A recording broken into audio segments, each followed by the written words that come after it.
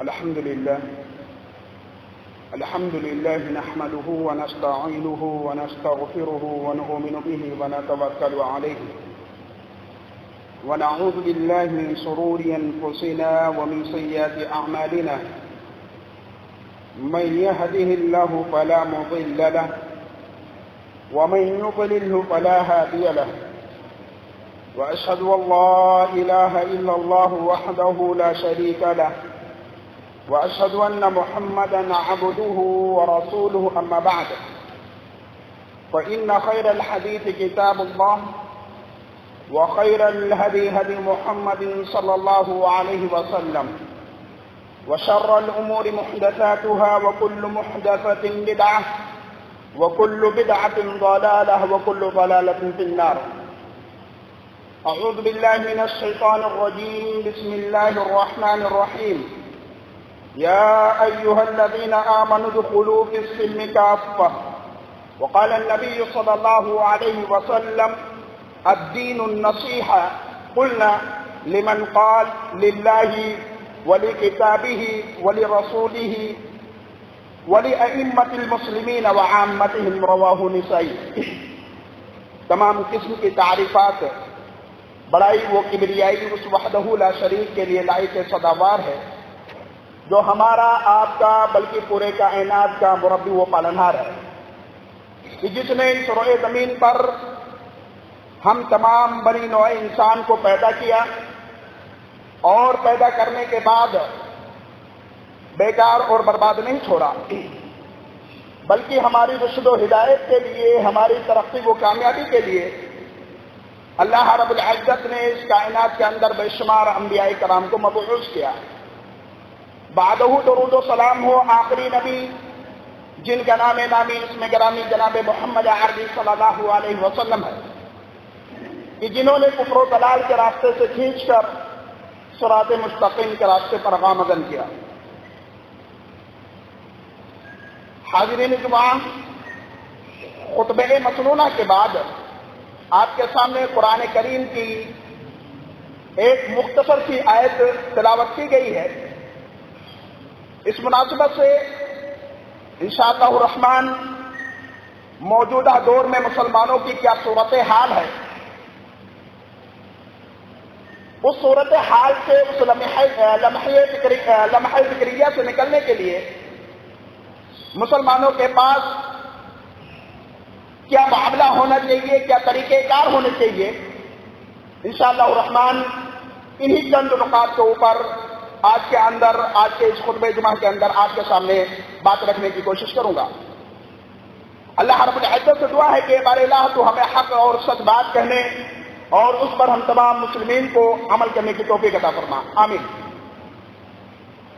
عزیزان محترم، آپ یہ بات اپنے ذہن کے اندر بٹھا لیجئے کہ اللہ رب العزت نے قرآن کریم کے اندر مومنین کی مثال کو بارہا بیان کیا ہے، اور بالخصوص وہ مومنین جو کتاب اللہ اور سنت رسول کے شیدائی ہیں، جن کا اٹھنا بیٹھنا چلنا پھرنا کتاب اللہ اور سنت رسول کے موافق ہے. وہی لوگ در حقیقت قرآن کریم کے اولین مخاطب ہیں، اور وہی لوگ در حقیقت اللہ کے نظر میں مقبول ہیں. اس کے علاوہ جتنے بھی اس روئے زمین کے اوپر پروپیگنڈے نظر آتے ہیں، یا جتنی بھی تہذیب یا جتنی بھی ثقافت یا کسی طریقے سے جتنے بھی ادیان نظر آتے ہیں، وہ اللہ کے نظر میں مقبول نہیں ہے. اللہ کی نظر میں وہ کسی بھی اعتبار سے قبول نہیں کیے جائیں گے. اسی لیے اللہ تعالیٰ نے فرمایا یا ایھا الذین آمنوا ادخلوا فی السلم کافہ، کہ اے ایمان والو تم مکمل طور سے ایمان میں داخل ہو جاؤ، اسلام کو مکمل طور سے اپنا آئیڈیل بنا لو. ایک عیسائی کے یہاں جب کوئی عیسائیت کو قبول کرتا ہے تو در حقیقت عیسائی اپنے انداز سے زعفرانی پانی کے اندر اس کو نہلاتے ہیں اور اس کو دھلا کر کے اس کو پاک صاف کر دیتے ہیں، اور وہ یہ سوچتے ہیں کہ یہ پاک ہو گیا اور یہ عیسائیت کے گھر میں آ گیا. حالانکہ اللہ رب العزت ایک دوسرے مقام پر فرماتا ہے صبغۃ اللہ ومن احسن من اللہ صبغہ، اللہ کا رنگ اللہ کے رنگ سے بہتر کوئی رنگ ہو ہی نہیں سکتا. لہذا اے مسلمانوں، تم اللہ کے رنگ میں ڈھل جاؤ، اللہ کے رنگ کو اپنے اوپر لازم کر لو.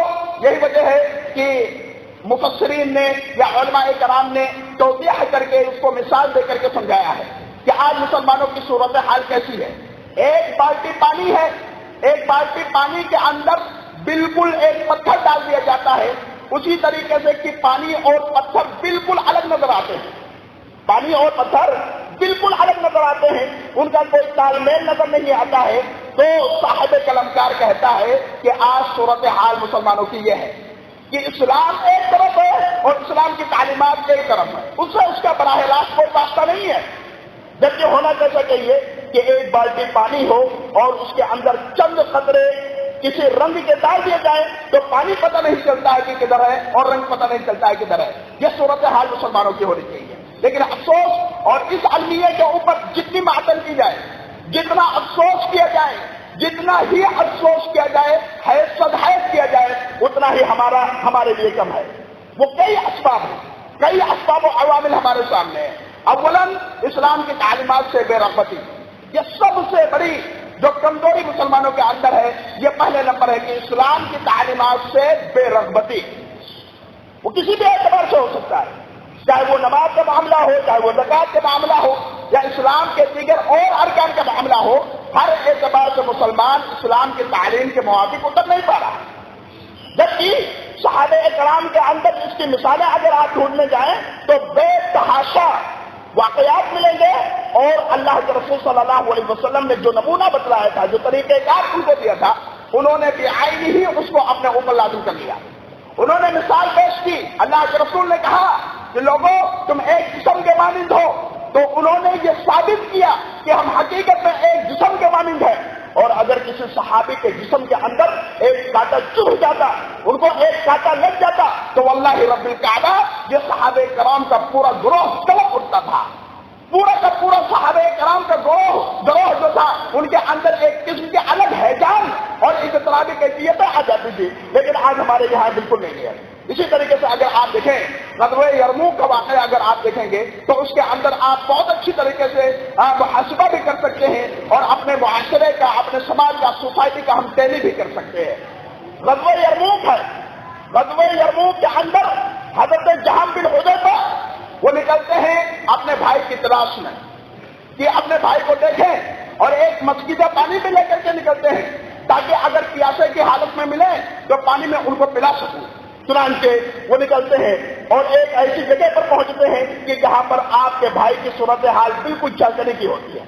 آخری لمحہ ہے، آخری کیفیتیں ہیں، اور ایسی صورت میں وہ ابو جہام جو ان کے بھائی ہیں وہ پوچھتے ہیں میرے بھائی آپ کو پانی چاہیے؟ اشارہ کرتے ہیں کہ ہاں مجھے پانی چاہیے. لیکن جیسے پانی لے کے آگے بڑھتے ہیں، آہ کی آواز آتی ہے. بغل میں ایک اور صحابی جو زخمی ہو چکے ہیں، وہ بھی جاگنے کی حالت میں ہیں، ان کی بھی موت و حیات سے لڑائی ہے. آہ کی آواز سنتے ہیں. ان کے بھائی کہتے ہیں پڑوسی کو دیکھو جن کا نام ہشام تھا. وہ گیا ان کے پاس اور پانی کا طلب کیا، انہوں نے پانی دینے کی کوشش کی، لیکن بغل سے اور ایک آواز آتی ہے آہ کی. وہ اس کو طرف اشارہ کرتے ہیں کہ میرے بھائی کو لے جا کر کے دو، میرے بھائی کو پانی پلا دو، مجھے ضرورت نہیں ہے. یہ صورتحال تھی. اب وہ صحابی جو ڈھونڈنے کے لیے نکلے تھے حضرت ابو جہم، وہ کہہ رہے ہیں کہ جب میں پانی پی کر کے پانی پلانے کے لیے نکلا اور یہ کے بعد دیگرے جو اشارہ کرتے گئے میں ان کے پاس لے کر کے گیا تو پتہ یہ چلا کہ اب میں پلٹنے کی کوشش کر رہا ہوں. یعنی ہشام کے بعد جن کو میں پانی دیا تھا ان کے پاس سے میں لوٹا ہشام کے پاس، وہ وفات پا گئے. میں اپنے بھائی کے پاس پہنچا، وہ وفات پا گئے. یہ صورتحال صحابہ کرام، یہ صورتحال تھی صحابہ کرام کی. دامے سر میں سخنے قدمے، ہر اعتبار سے صحابہ کرام نے اپنے بھائیوں کا دامن نہیں چھوڑا. اور بڑا مشہور واقعہ آپ بارہ سنتے رہتے ہیں خطبات کے اندر، واقعات کے اندر، یا اسی طریقے سے دینی دروس کے اندر کہ صحابہ کرام نے جب ہجرت کی اور ہجرت کر کے جب انصار صحابہ کرام کی محبت میں آئے تو سب کچھ قربان کر دیا، سب کچھ قربان کر دیا. انہوں نے کسی چیز کی ذرہ برابر پرواہ نہیں کی. انہوں نے یہ تک نہیں دیکھا کہ ہم فٹ پاتھ پر آ جائیں گے یا ہمارا کل جینے کھانے کا ہنر ہوگا کہ نہیں ہوگا. یہاں تک کہ صحابہ کرام نے اپنے ہنر کے داؤ پیچ لگا دیا. لیکن قربان جائے آج یہ صورتحال ہمارے مسلمانوں کے اندر نہیں ہے. ایک انسان اگر تجارت کے لائن میں ہے، اگر آپ اس سے پوچھنے جائیں کہ بھائی تجارت میں آپ کیسے سکسیس ہیں، وہ آپ کو صحیح طریقے سے نہیں بتائے گا. وہ آپ کو گھمائے گا، آپ اس سے اپائنٹمنٹ لیں گے ملنے کے لیے، وہ آپ سے ملنے کے لیے تیار نہیں ہوگا۔ یہ صورتحال آج مسلمانوں کی ہے۔ اسی لیے اللہ کے رسول صلی اللہ علیہ وسلم نے فرمایا المؤمن مرآۃ المؤمن، کہ لوگوں مسلمانوں کی مثال بالکل آئینے کی سی ہے، یعنی جس طریقے سے ایک مسلمان یا کوئی بھی بندہ جب آئینے کے پاس جاتا ہے تو اس کے چہرے کے دھبے، اس کے چہرے کے غبار، اس کے چہرے کے اوپر جو غلاظتیں پڑی ہوئی ہیں، آئینہ فیس ٹو فیس بتا دیتا ہے کہ آپ کے اندر یہ خامی ہے، فلاں جگہ پر داغ لگا ہوا ہے یا دھبے لگے ہوئے ہیں، لہذا آپ اس کو صاف کر لیجیے، اس کو آپ اپنے جسم سے، اپنے چہرے سے دور کر لیجیے۔ لیکن جس طریقے سے آدمی جب آئینے سے ہٹتا ہے تو آئینہ بلینک ہو جاتا ہے، خالی ہو جاتا ہے، آپ اپنے چہرے کے غلاظت کو بھی نہیں دیکھ سکتے۔ بالکل یہی مثال مسلمانوں کی ہونی چاہیے۔ آپ اگر کسی کے اندر خامی دیکھیں، کسی کے اندر اگر آپ کوئی کوتاہی دیکھیں، کوئی اس سے غلطی ہو جائے، اگر اس غلطی کو آپ دیکھیں تو آپ آئینے کی طرح اس کو اس کی زندگی اصل دکھا دیں اور یہ بتا دیں کہ آپ کے اندر یہ خامی ہے، اور کسی مجمع کے اندر بتانے کی ضرورت نہیں ہے۔ جو تربیت کے بالکل خلاف، مجمع میں نہیں، آدمی اگر اصلاح کرنا بھی چاہے گا تو وہاں اصلاح اس کی نہیں ہو پائے گی۔ وہ یہ سمجھے گا، وہ عار سے محسوس ہوگا کہ اس نے تو مجھے بدنام کر دیا، یا میری زندگی کو اس نے بالکل ملیا میٹ کر دیا ہے، مٹی پلیت کر دیا ہے۔ وہ یہ سوچے گا، یہ تصور کرے گا۔ اسلام کا اصول یہ ہے اصلاح کرنے کا کہ اگر آپ کے اندر خامی ہے، خرابی ہے، کسی کے اندر آپ دیکھتے ہیں تو آپ اس کو اکیلے میں، تنہائی میں لے جا کر کے اس کو بتلائیں کہ آپ کے اندر یہ خامی ہے، آپ کے اندر یہ کمیاں ہیں، اس کی اصلاح کر لیجیے۔ جب یہ جذبہ پیدا ہوگا تو انشاءاللہ الرحمن ہم کامیاب ہوں گے، کامران ہوں گے، اور اللہ تعالیٰ کا وعدہ ہے۔ اسی لیے اللہ کے رسول صلی اللہ علیہ وسلم نے فرمایا الدین النصیحہ، دین جو ہے مکمل خیر خواہی کا نام ہے۔ دین کے اندر کوئی بھی چیز ایسی نہیں ہے جو انسان کے خیر خواہی سے خالی ہے، کوئی بھی چیز نہیں ہے۔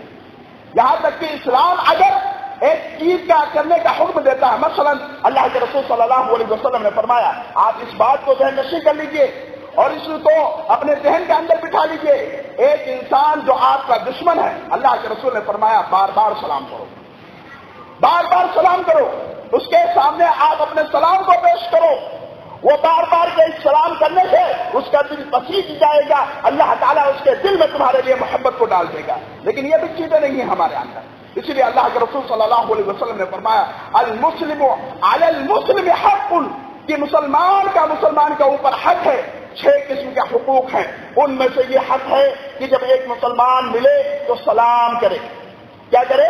سلام کرے، گفتگو کرے تو گفتگو کرنے سے پہلے اس کا انداز یہ ہو کہ آپ کے اوپر اللہ کی رحمت ہو، اللہ کی سلامتی ہو، لیکن نہیں ہے۔ آج تہذیب اس قدر ہمارے اوپر غالب ہو چکے ہیں کہ اسلامی تہذیب و ثقافت جو ہے وہ ہم سے دور ہوتی جا رہی ہے۔ آج ہم کیسے ملتے ہیں؟ گڈ نائٹ یا اسی طریقے سے گڈ مارننگ کے طریقہ کار سے ملتے ہیں، جو کہ غلط ہے، یہ اسلام کا تہذیب نہیں ہے۔ اسلام تو آپ کو کہتا ہے السلام علیکم ورحمۃ اللہ وبرکاتہ، یہ اسلام کا درس ہے کہ آپ اگر اس طریقے کے سلام کرتے ہیں تو صرف آپ کے اوپر سلامتی ہی نہیں بلکہ آپ کے زندگی کے اندر، آپ کے نام اعمال کے اندر اللہ تعالیٰ 30 نیکیاں لکھ دیتا ہے۔ یہ ہے کسی اسلام کے اندر، کسی دھرم کے اندر ہے، یہ اسلام کی خصوصیات ہیں، یہ اسلام کے محاسن ہیں، یہ اسلام کی اچھائیاں ہیں جو اللہ تعالیٰ نے لوگوں کے سامنے پیش کی ہیں۔ اسی طریقے سے اللہ کے رسول صلی اللہ علیہ وسلم نے فرمایا وَإِذَا دَعَاكَ فَعَجِّبْهُ، جب تمہیں کوئی دعوت دے، کسی بھی طریقے سے دعوت ہو، چاہے کھانے پینے کی دعوت ہو یا کسی مشاورتی چیزوں کا معاملہ ہو، تو آپ اس کو ایکسپٹ کریں، قبول کریں، آپ اس کے یہاں جائیں اور آپ اس سے ملیں، اور اگر آپ سے کچھ بہتر ہو سکتا ہے تو وہاں مشورہ دیں، اور اگر دعوت کا معاملہ ہے جیسا بھی انتظام ہے آپ اس کو کھائیں پیئیں اور کھا پی کر کے الحمدللہ اللہ کا شکریہ ادا کریں۔ لیکن ایک خرابی آج ہمارے معاشرے کے اندر، اللہ رحم کرے ان مسلمانوں کے ذہن کے اندر اصلاح کا جذبہ پیدا کرے، آپ کھانا بھی گئے کھانے اور اس کے اندر کمیاں بھی نکال کر کے آگے، جو کہ اللہ کے رسول صلی اللہ علیہ وسلم سے کہیں بھی ثابت نہیں۔ بیچارہ ایک تو انتظام کرتا ہے، کسی بھی طریقے سے وہ کوششیں کرتا ہے کہ میں دعوت لے لوں، اخوت اور بھائی چارگی کا جو جذبہ ہے وہ جذبے میں کہیں دراریں نہ آئے، اب وہ آپ کو انوائٹ کرتا ہے، بلاتا ہے، اور آپ کھاتے ہیں اور کھا پی کر کے آپ چلے آتے ہیں، اجی کھانا کیسا بنا تھا؟ کھانا بہت بیکار، شوربے کا پتہ نہیں تھا، بوٹی بہت گھٹیا بنا رکھا تھا، اس طریقے کی تنقید کر کے ہم اللہ تعالیٰ کے نظروں میں مقبوض ہو جاتے ہیں، اللہ کے نظروں میں گر جاتے ہیں. ایسا نہیں ہونا چاہیے، بالکل بھی نہیں ہونا چاہیے. بلکہ جیسا بھی میسر آیا اللہ تعالیٰ کا شکریہ ادا کریں، اللہ کا شکریہ ہر حال میں ادا کریں. اور اس شکریہ کا ادا کرنا آپ کے لیے اتنا فائدہ مند، لئن شکرتم لازیدنکم. شکریہ ادا کر کے تو دیکھو، آج ہر انسان کے ذہن کے اندر، اس کی زبان کے اوپر نہ شکری کے الفاظ ہیں، نہ شکری کے الفاظ. کروڑ پتی ہے تب بھی نہ شکری کے الفاظ. اور اگر وہ بالکل فرش پر ہے، زمین والا ہے، یعنی کچھ بھی نہیں ہے، تب بھی وہ نہ شکری میں مبتلا ہے. نہیں میرے عزیزو، یہ اسلام کا درس نہیں ہے. اسلام کا درس یہ ہے کہ آپ ہر حال میں اللہ تعالیٰ کا شکریہ ادا کریں. کہ اللہ تعالیٰ کا اکرام آپ لوگوں نے کبھی تصور کیا؟ اللہ نے ہاتھ دیے، اللہ نے آنکھ دیے، اللہ تعالیٰ نے بولنے کی صلاحیت دی، اللہ تعالیٰ نے چلنے کی صلاحیت دی. یہ تمام اکرام، خدا کی قسم واللہ اگر پوری زندگی تم کما کر کے اپنی زندگی کے اوپر تم ان تمام چیزوں کا ایک روپیہ یا اسی طریقے سے ایک رقم لگانا چاہے تو رقم لگا نہیں سکتے ہو. آج ایک انسان اللہ تعالیٰ کا کتنا بڑا ناشکرا ہو چکا ہے، اللہ تعالیٰ کے حدود سے کس طریقے سے نکل چکا ہے، اور اللہ تعالیٰ کی دی ہوئی نعمتوں کا ذرہ برابر سے احساس نہیں ہوتا ہے کہ ہم اتنی ساری نعمتوں سے گھیرے ہوئے ہیں، ہم اتنی ساری نعمتوں سے اپنے آپ کو محدود کر رہے ہیں، اس کے باوجود بھی اللہ تعالیٰ کی ناشکری ہمارے دلوں کے اندر بسا پڑا ہوا ہے. ایسا نہیں ہونا چاہیے، ایسا قطعی طور سے نہیں ہونا چاہیے. یہ اللہ تعالیٰ اور اللہ کے رسول صلی اللہ علیہ وسلم کے رسول کے بالکل خلاف ہے. لہذا جیسا بھی میسر آئے آپ اللہ کا شکریہ ادا کریں، اور اللہ تعالیٰ کا شکریہ ادا کریں گے دل میں سکون ہوگا، اطمینان ہوگا، اور آپ اللہ تعالیٰ کے قریب ہوں گے. اسی طریقے سے آپ ایک بہتر اور سماجک آدمی کیسے بن سکتے ہیں؟ اسلام نے ان تمام چیزوں کو بتلا دیا ہے کہ آپ جب کوئی بھائی آپ کے سامنے چھینکے، آپ کے سامنے کوئی چھینک لگائے، تو آپ کے سامنے آپ کا بھائی اگر الحمدللہ کہے تو تم بھی اس کے جواب میں یرحمک اللہ کہو.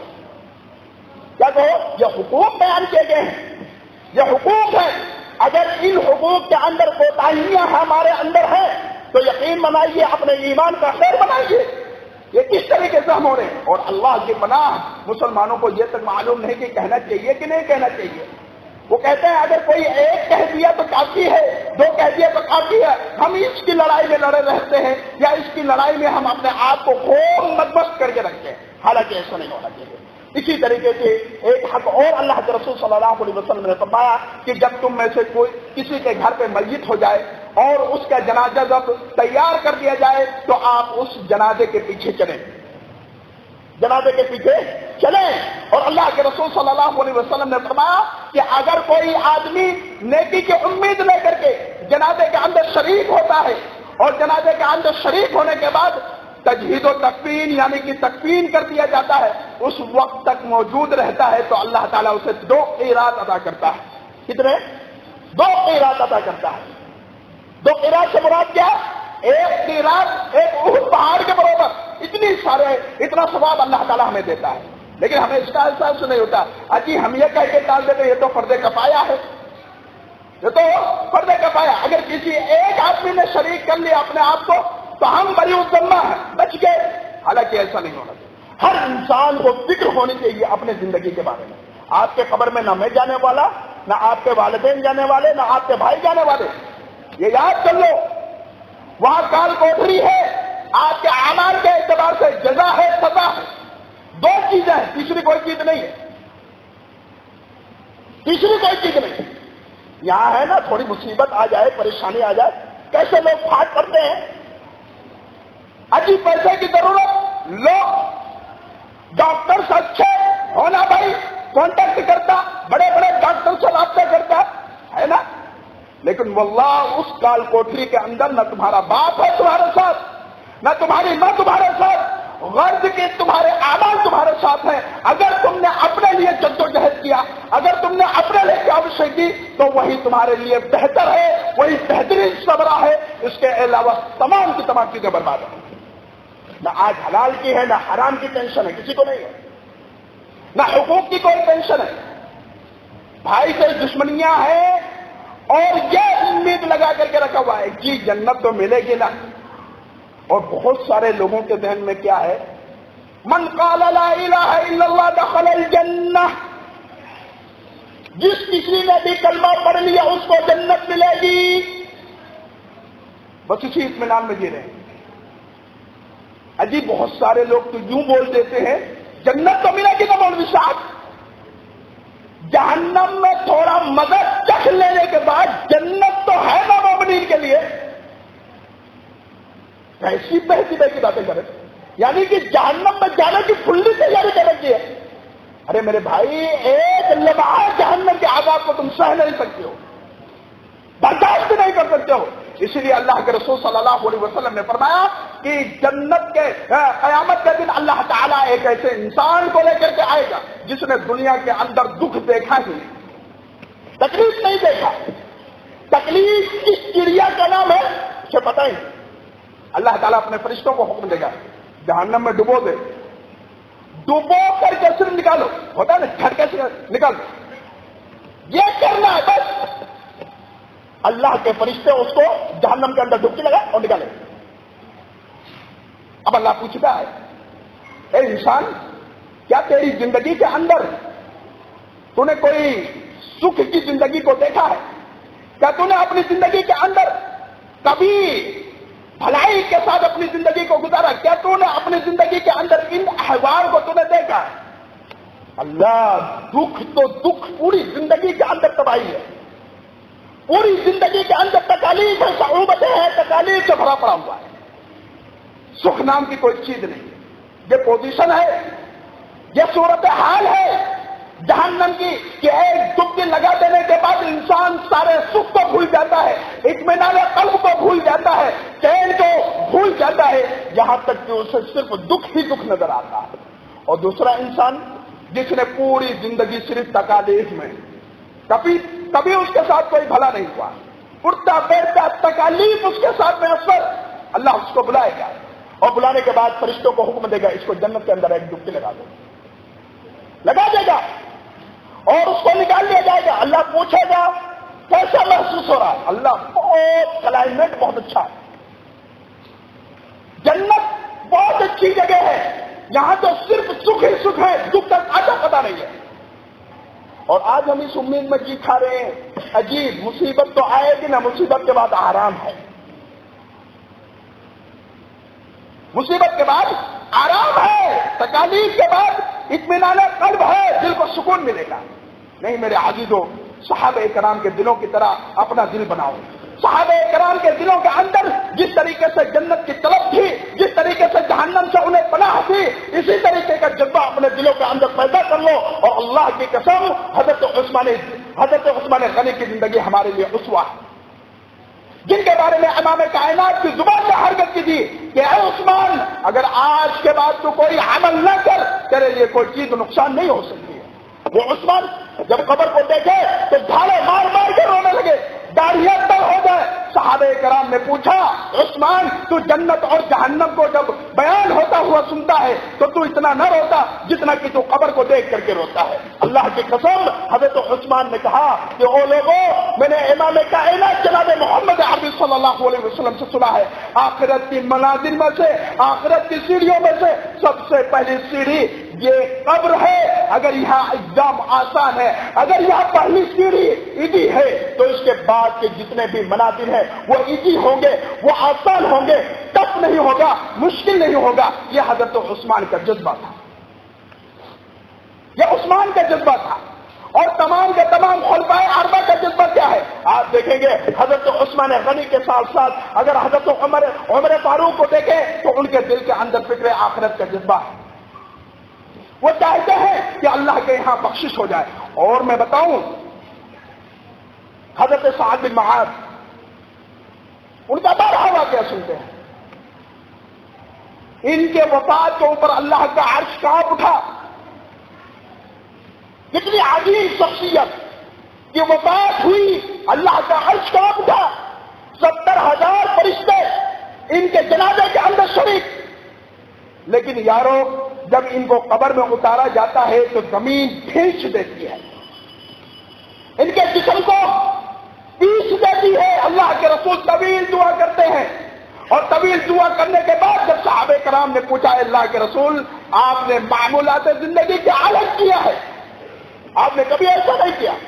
اللہ کے رسول صلی اللہ علیہ وسلم نے کہا کہ لوگوں، حضرت سعد بن معاذ کے ساتھ معاملہ جو ہو رہا تھا، اس معاملے کو لے کر کے میں اللہ کے جناب دعا کر رہا تھا، اور اللہ تعالیٰ نے جب تک ان کے قبر کے اندر فراخی نہیں ڈال دی، کشادگی نہیں ڈال دی، جب تک میں اپنے دعا کو نہیں روکا ہے۔ ہم نے تیاری کی ہے، کچھ فکر ہمیں ہے۔ آئے دن ہم اپنے گاؤں کے اندر، علاقے کے اندر دیکھتے ہیں اموات کے سبب سے اچانک کچھ پتہ نہیں، یہاں تک کہ اس کو ایک لفظ بولنے کی ہمت نہ ہو سکی۔ اللہ کا اجل آیا، اللہ کا قانون آیا، اور اللہ تعالیٰ نے اس قانون کے اندر اس کو دبوچ لیا اور ایک لفظ تک نہ ہلا سکا۔ تیاری کی؟ کیا تیاری؟ فکر کا جذبہ جب تک نہیں ہوگا، آخرت کا جذبہ جب تک کچھ نہیں ہوگا، جب تک ہمارے دلوں کے اندر نہ تو ایمان کی تاثیر پیدا ہو سکتی ہے اور نہ آیت قرآنیہ ہمارے دلوں کے اندر داخل ہو سکتا۔ یہ چیز اپنے ذہن کے اندر بٹھاؤ، یہ جذبہ اپنے دلوں کے اندر بیٹھاؤ۔ یہ موبائل کے اوپر ٹک ٹاک کر کے، مجرا کر کے، گانے اور ڈانس سیکھ کر کے کسی کا بھلا نہیں ہو سکتا۔ آج کا تو نقصان ہے ہی ہے، آج کے ساتھ آپ کے والدین کا۔ وہ کیسا نقصان؟ ماحول نہیں دیا، بہتر نہیں بنایا۔ آج ہم تو یہی پڑے ہوئے نا، جہاں ہے اولاد ٹھیک ہی ہے، کھا پی رہی، فکر کس کی ہے؟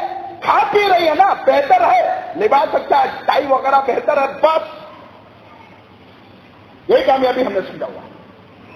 اگر یہ کامیابی ہوتی، واللہ کیسر و کسرا کے خزانے امام کائنات جناب محمد عربی صلی اللہ علیہ وسلم کو ملا۔ ایک بادشاہ نے کہا تھا نا کہ یہ جو آپ تبلیغ کا کام کر رہے ہیں اس کو چھوڑو، حسین لڑکی شادی کے لیے چاہیے لے لو، دولت چاہیے لے لو، خزانہ چاہیے لے لو، سلطنت حکومت چاہیے لے لو، لیکن یہ کام چھوڑ دو۔ اور آج ہم تو یہی سمجھتے ہیں مال آ گیا بھیا ہم تو کامیاب ہے، گھر پہ ایک بڑی گاڑی آ گئی ہم تو کامیاب ہے، اور معاشرہ کتنا کمتر پہنچ چکا ہے، یہ کمبخت معاشرہ بھی بولتا ہے یار یہ تو کیا کامیاب ہے، اس کی زندگی لائف اسٹائل اس کی جو ہے کتنا عمدہ ہے، اور اس بہتی ہوئی زندگی کے اندر داخل ہو جائے گا۔ یارو یہ سب کا سب دھرا رہ جائے گا، سب کچھ دھرا رہ جائے گا، اور وہاں آپ کے یہاں جو قبولیت کا درجہ ہے وہ صرف عمل ہے۔ اس بات کو ذہن نشین کر لو، اپنے ذہن کے اندر گاٹھ مار کر کے رکھ لو کہ آپ کے اندر آپ کی جتنی بھی قابلیت، جتنی بھی صلاحیت، چاہے آپ فلسفر ہو، چاہے آپ ڈاکٹر ہو، چاہے آپ انجینئر ہو، بڑے سے بڑے آپ سرٹیفکیٹ کے مالک ہیں، حامل ہیں، لیکن اللہ ان سرٹیفکیٹ کو نہیں دیکھنے والا، آپ کے اعمال کو دیکھنے والا۔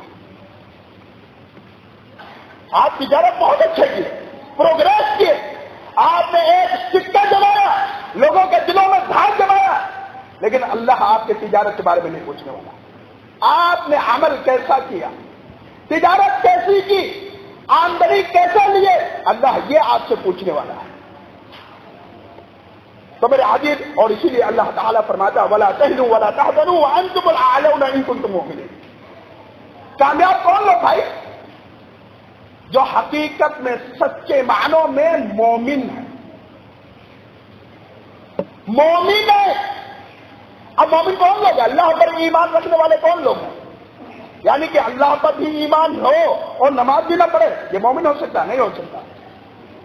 اللہ پر ایمان بھی ہو اور جھوٹ بولے، ہو ہی نہیں سکتا۔ اللہ پر ایمان ہو اور منافقت کا رویہ اختیار کرے، ہو ہی نہیں سکتا، نہیں ہو سکتا۔ ایک دل کے اندر جہاں ایمان ہو اور ایمان کے ساتھ دوسری چیز جمع ہو جائے، امپوسیبل ہے، ہو ہی نہیں سکتا۔ اللہ یہ کہ اللہ تعالیٰ کے خوف کے ساتھ، یعنی گناہ ہو گیا اور اس گناہ کے اوپر نادم ہوا، پشیماں ہوا، اللہ کے سامنے آیا اور اللہ سے التجا کرنے لگا، ریکویسٹ کرنے لگا، اللہ فلاں غلطی ہو گئی، جیسا کہ حضرت آدم علیہ السلام نے کیا، جیسا کہ حضرت یونس علیہ السلام نے کیا، جیسا کہ حضرت نوح علیہ السلام نے کیا، ان تمام انبیاء کرام نے کیا، اور انبیاء کرام کو اللہ تعالی نے معاف کیا۔ یہ جذبہ پیدا کر لو یارو، ہم سے غلطیاں ہوتی ہیں، ہم خطا کار ہیں، کوئی بھی انسان معصوم نہیں ہے سوائے انبیاء کرام سے، کوئی بھی۔ اور آپ اگر واللہ بتاؤں میں صحابہ کرام کی زندگیوں کو دیکھیں اور صحابہ کرام سے ہٹ کر کے امام کائنات کو اگر آپ دیکھیں، اگلے پچھلے گناہ معاف۔ اما عائشہ نے پوچھا تھا نا کہ آپ اتنی لمبی عبادتیں کیوں کرتے ہیں، اتنا لمبا قیام کیوں کرتے ہیں، حتی تتفطر قدمہ، ایسا محسوس ہوتا ہے کہ آپ کے پاؤں مبارک پھٹ جائیں گے۔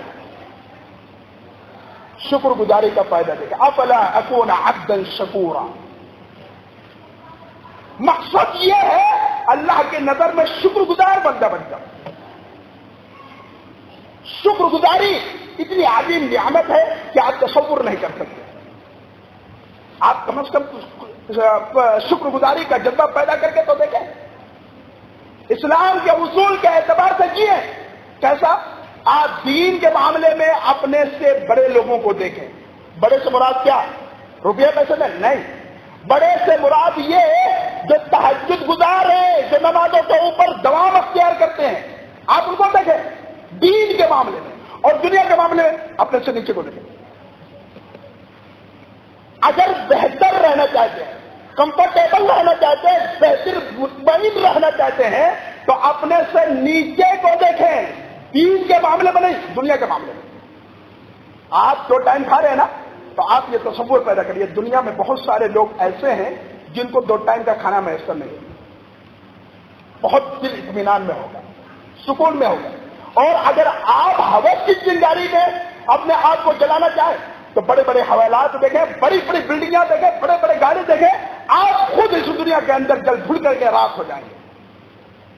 میرے عزیز، اس لیے صحابہ کرام کی زندگیاں بطور خاص قرآن کریم نے بھی ذکر کیا ہے کہ یہ آئیڈیل ہے صحابہ کرام۔ صحابہ کرام کے بعد تابعین، اس طریقے کے تمام وہ ادوار جو خیر القرون سے متصف ہیں، جن کو اللہ کے رسول نے کہا کہ یہ بہتر زمانہ ہے۔ اگر ان کی زندگیوں کو ہم دیکھیں گے، پڑھیں گے اور ان کو اپنی زندگی کا آئیڈیل بنائیں گے تو انشاءاللہ الرحمن ہم کامیاب ہوں گے، کامران ہوں گے، اور اللہ تعالی ہمیں ہمکنار کرے گا کامیابی سے۔ یہ وعدہ ہے قرآن کریم کا۔ اسی لیے قرآن نے کہا تم ہی سربلند رہو گے، تم ہی کامیاب رہو گے، کامیابی کا صحرا تمہارے اوپر ڈال دیا گیا ہے، لیکن کامل مومن کے ساتھ ادخلوا فی السلم کافہ، ایمان میں پورے داخل ہو، چاہے وہ اخلاقیات کا باب ہو، چاہے وہ عبادات کا معاملہ ہو، چاہے اسی طریقے سے چاہے ہمارے جزوی یا انفرادی مسائل ہو، ہر مسائل کو جب ہم کتاب اللہ سے لائیں گے تو انشاءاللہ الرحمن اللہ تعالی ہمیں کامیاب کرے گا۔ یہ بنیادی نقطہ اپنے ذہن کے اندر رکھیں۔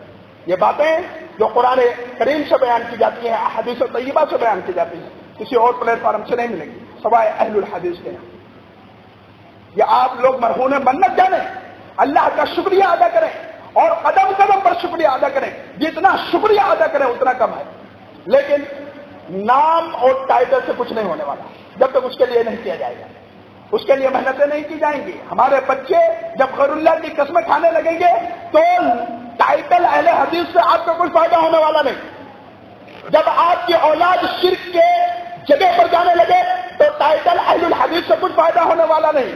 اہل الحدیث صحیح معنوں میں کتاب اللہ سنت رسول کا نام ہے، یہ اہل الحدیث کا اصول ہے۔ یہی زندگی اہل الحدیث کے لیے کافی ہے، اور اسی پر چلنا ایک اہل الحدیث پسند کرتا ہے، فخر کرتا ہے، اور اسی کے ساتھ جینا، اسی کے ساتھ مرنا اس کا وصول ہوتا ہے۔ قال اللہ وقال رسول، بس یہ 2 چیزیں ہیں۔ میرے عزیزو، ان بنیادی باتوں کو اپنے ذہن کے اندر رکھیں، بچوں کو تربیت دیں، اسلامی ماحول دیں، اسلامی سوسائٹی دیں، اور ساتھ ہی ساتھ بچوں کو موبائل سے دور رکھیں، موبائل سے دور رکھیں۔ موبائل سے دور نہیں رکھیں گے تو ایک بڑا فتنہ ہمارے اوپر آنے والا ہے، جو عنقریب جس طریقے سے حضرت موسیٰ علیہ السلام کے قوم نے دیکھا تھا کہ بہت بڑا عذاب ہمارے اوپر آ رہا ہے، اور اللہ کے بہترین پیغمبر حضرت موسیٰ کے پاس گئے اور ریکویسٹ کرنے لگے کہ اے میرے نبی، آپ اپنے رب سے دعا کریں، اپنے رب کے ساتھ التجا کریں تاکہ یہ مصیبت ہمارے اوپر سے ٹل جائے۔ یہی عذاب، یہی مصیبت، یہی تکالیف ہمارے اوپر آنے والی ہے اگر ہم نے اپنے بچوں کو موبائل سے دور نہیں کیا تو۔ دن بھر گیم کھیل رہے ہیں، مست ہیں، والدین بیٹھے ہوئے بغل میں حال چال قواعد معلوم کر رہے ہیں، نو پرابلم. ماں کچھ کہہ رہی ہے، نو پرابلم. گیم جیتنا چاہیے، گیم میں انٹرسٹ ہونا چاہیے، اگر نہیں تو بیکار ہے. ماں کی ضروریات کیا ہے؟ اولاد بھولی پڑی ہوئی موبائل کے چکر میں فلم دیکھ رہا ہے، کتنی بڑی بلاوٹ کیوں نہ آ جائے نہیں بول سکتا.